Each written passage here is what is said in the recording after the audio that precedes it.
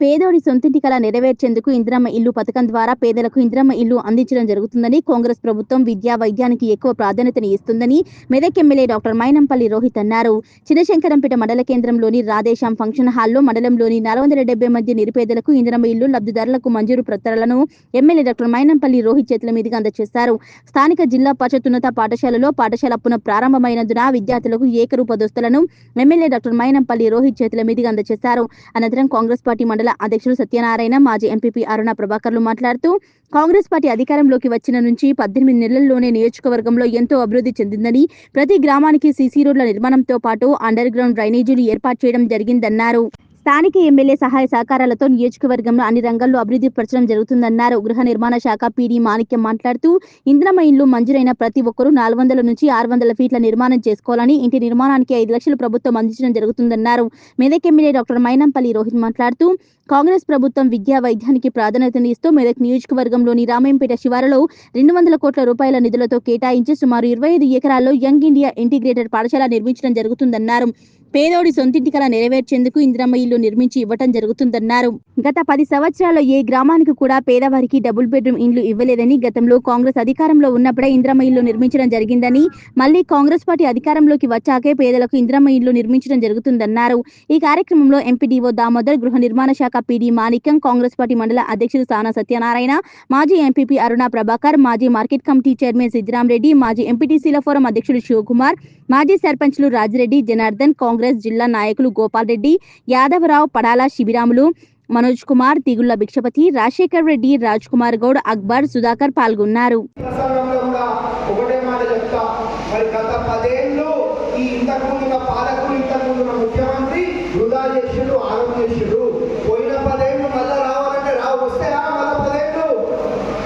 బిడ్డని నన్ను గెలిపించి దాదాపు 17-18 నెలలు అయితా ఉన్నది. మరి 16-18 నెలల్లోనే మరి బ్రహ్మాండమైన అభివృద్ధి, సేవా, సంక్షేమ కార్యక్రమాలు మనం చేసుకుంటూ ముందుకోతా ఉన్నాము అని చెప్పి తెలియజేసుకుంటా ఉన్నా. ఒకటని కాదు, ఇప్పుడు గ్రామాలలో కావచ్చు, తాండాలలో కావచ్చు, మీరు ఎక్కడ పోయినా కొత్త సీసీ రోడ్లు కనిపిస్తూ ఉన్నాయి.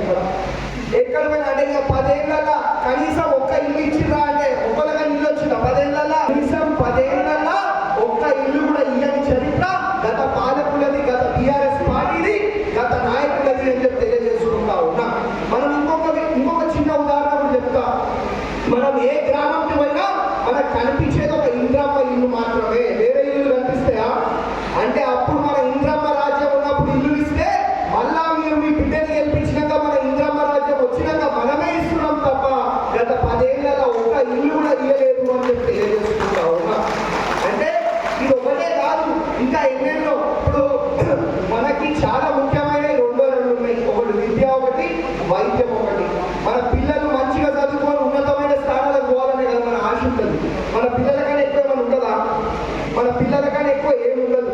కాబట్టి ఆ ఉద్దేశంతో మరి మన మెదక్ నియోజకవర్గంలో విద్యా వైద్యం మెరుగుపరచాలనే ఒక ఉద్దేశంతో మరి పక్కనే రామాయంపేట మెయిన్ రోడ్ మీద దాదాపు 20 నుంచి 25 ఎకరాలలో 200 కోట్లు పెట్టి బ్రహ్మాండంగా పెద్ద స్కూల్ కూడా ఇవాళ నిర్మించుకుంటా ఉన్నాము అని చెప్పి తెలియజేసుకుంటా ఉన్నా. ఆ స్కూల్ కూడా మన పిల్లలు మంచిగా చదువుకోవాలని, భవిష్యత్తులో ఇంకా ఉన్నతమైన స్థానాలకు పోవాలనే ఒక ఉద్దేశంతో ఇవాళ స్కూల్ కూడా మనం మంజూరు చేయడం జరిగింది అని చెప్పి తెలియజేసుకుంటా ఉన్నా. మరి అదే కాదు, పక్కనే మెదక్ గవర్నమెంట్ మెడికల్ కాలేజ్ అని చెప్పి గత 10 ఏళ్ల నుంచి కొబ్బరికాయలు కొడుతూ రిబ్బన్లు కట్ చేస్తుంది తప్ప మెడికల్ కాలేజ్ లేదు, ఏం లేదు. అన్ని మాటలు, అన్ని మాయ మాటలు, మోసపు మాటలు. అరే ఎన్నికలు రాగానే ఇంతకుముందు నా ముఖ్యమంత్రి వస్తాడు, 7 రూపాయలకు 100 కోట్లు ఇచ్చేస్తా, 200 కోట్లు ఇచ్చేస్తా, 300 కోట్లు ఇచ్చేస్తా అని మాయపు మాటలు, మోసపు మాటలు, అబద్ధపు మాటలు చెప్పిపోతాడు తప్ప రూపాయి కూడా మనకి ఎవరు ఇవ్వలేదు అని చెప్పి తెలియజేసుకుంటా ఉన్నా. ఇవాళ ఎన్నికలు లేవు, మీరు మీ బిడ్డను గెలిపించారు కదా, ఇవాళ ఎన్నికలు ఉన్నాయా?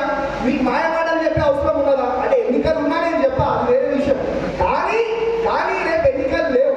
లేకపోయినప్పటికీ కూడా మరి బ్రహ్మాండంగా అభివృద్ధి, సేవా, సంక్షేమ కార్యక్రమాలు చేసుకుంటూ ముందుకు పోతా ఉన్నాము అని తెలియజేసుకుంటా ఉన్నా.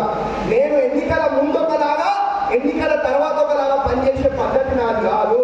ఎన్నికల ముందు మీకు మాట ఇవ్వడం జరిగింది. మీ ఇంట్లో ఒక కుటుంబ సభ్యుడిలాగా, ఒక అన్నలాగా, ఒక తమ్ముడిలాగా, ఒక మన్మడిలాగా, ఒక కొడుకులాగా మీకోసం పనిచేసి పెట్టాలని చెప్పి మాట ఇవ్వడం జరిగింది. మరి ఇచ్చిన మాట ప్రకారంగానే ఇవాళ బ్రహ్మాండంగా అభివృద్ధి, సేవా, సంక్షేమ కార్యక్రమాలు మనం చేసుకుంటూ ముందుకు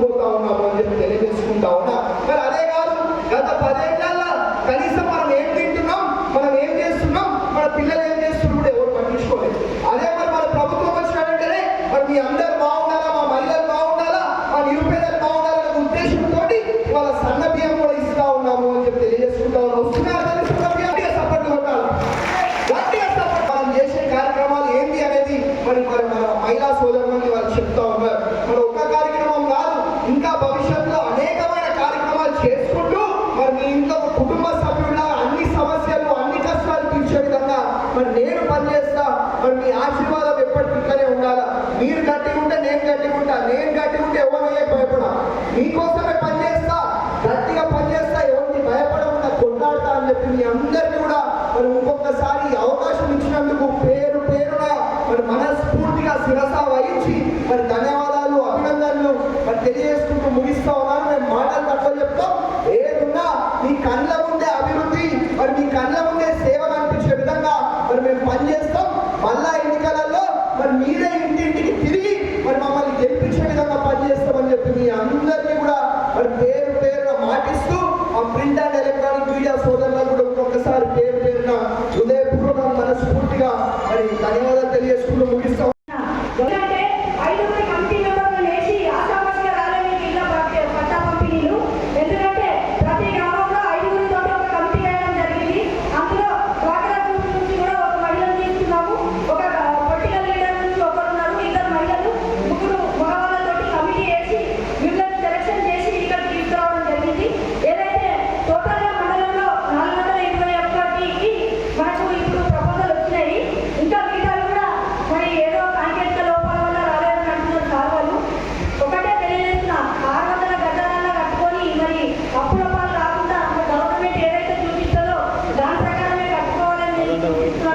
అదేవిధంగా ఒంటరి మహిళలు కూడా భయపడకుండా మీరు సాధ్యమైనంత వరకు మీకు స్థాయి ఉన్నంత వరకు కట్టుకొని మరి ముందుకు పోవాలని నేను కోరుకుంటూ మరి ఏదైతే రేవంత్ రెడ్డి గారి ప్రభుత్వం ఏదైతే 6 హామీలు ఇచ్చిందో మరి అదేవిధంగా మాట నిలబెట్టుకొని అన్ని హామీలను నెరవేరుస్తూ వస్తుంది.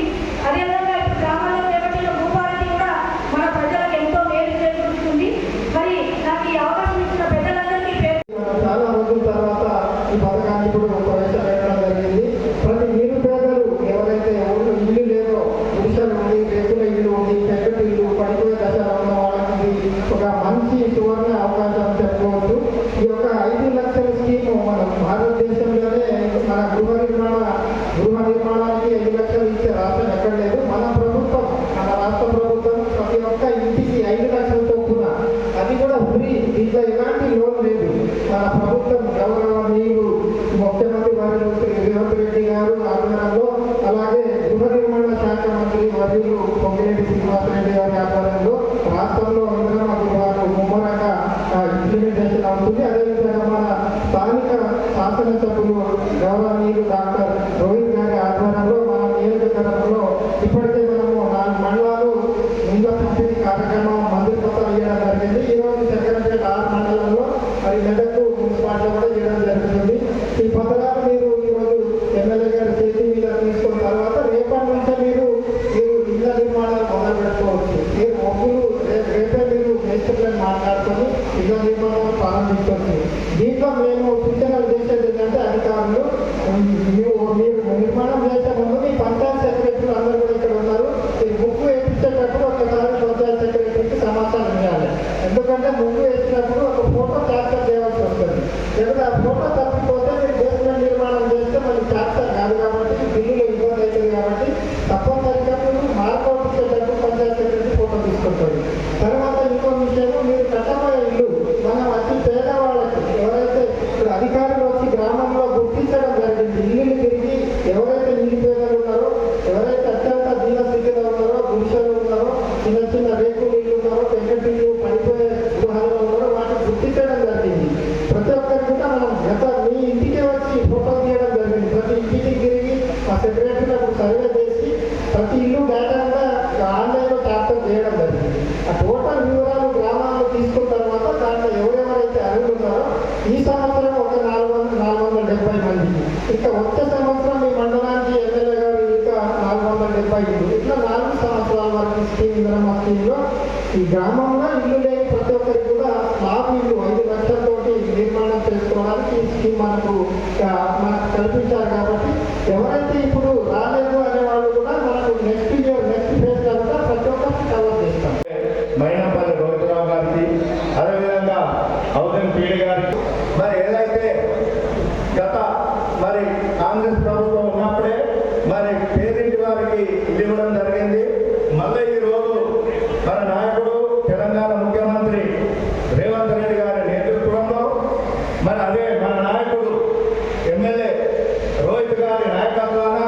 మరి ఈరోజు మన మెదక్ నియోజకవర్గంలో ఇల్లు ఇవ్వడం జరుగుతుంది.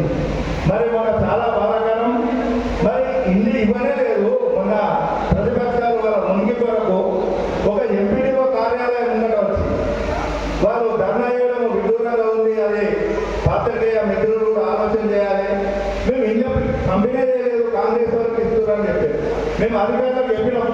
మరి ఏదైతే కలెక్టర్ గారు ఉన్నారో మా ఎమ్మెల్యే గారి ఆధ్వర్యంలో కలెక్టర్ కానీ, మరి అడిషనల్ కలెక్టర్ కానీ, ఎంపీడీఓ కానీ మీ గ్రామాలలో కూడా సెక్రటరీగా చెప్తున్నాం. ఏంటి మనం ఉన్న ప్రియారిటీ ముఖ్యమంత్రి గారు కానీ మా ఎమ్మెల్యే గారు చెప్తా ఉన్నారు. ఏమని? ఫస్ట్ ప్రియారిటీ ఇల్లు లేని వారు, రెండో ప్రియారిటీ రేకులు ఉన్నవారు, మూడో ప్రియారిటీ మిద్దెలు ఉండి అలా మనుషులు నివసించేటట్టు లేని వారికి మూడో ప్రియారిటీ ఇస్తా ఉన్నాం. అది గమనించాలి. దీనికి రాజకీయం కాదు. అలా ఏం రాసేమన్నా బీజేపీ అంటే కాంగ్రెస్ గొంతులుగా రాశారు. ఇళ్ళ పంపిణీ జరగలేదు, నాయకుడు ఇప్పుడు వచ్చి నేను ఇస్తాను. వారు దేశాలు వాళ్ళు విజ్ఞతగా వదిలేస్తున్నాం. దాన్ని గమనించాలి. ఇది కూడా రాజకీయ ప్రమేయం లేదు. మీరు పేదలకు అందరికీ ఏదైతే ప్రజాపాలన దరఖాస్తు పెట్టుకున్నారో దశల వారికి వస్తాయి. మరి మన మండలంలో 470 ఇళ్ళు తెచ్చుకోవాలి. కానీ మరొకసారికి ఎమ్మెల్యే గారికి మండల పక్షాన నమస్కారం తెలియజేస్తా ఉన్నాం.